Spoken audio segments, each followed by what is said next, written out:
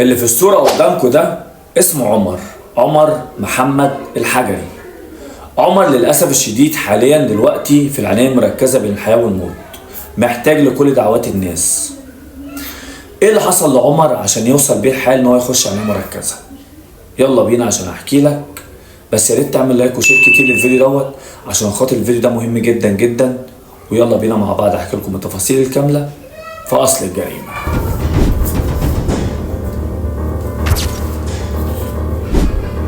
عمر من محافظة دمياط وتحديدا من قرية اسمها العنانية. عمر ابن اشهر راجل في دمياط فوال اسمه الحاج ميمي الحجري.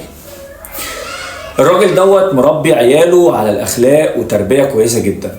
عمر ده بيدرس في كلية وعنده 21 سنة. يوم الخميس اللي فات دوت المفروض ان هو كان خارج مع اصحابه ورايحين راس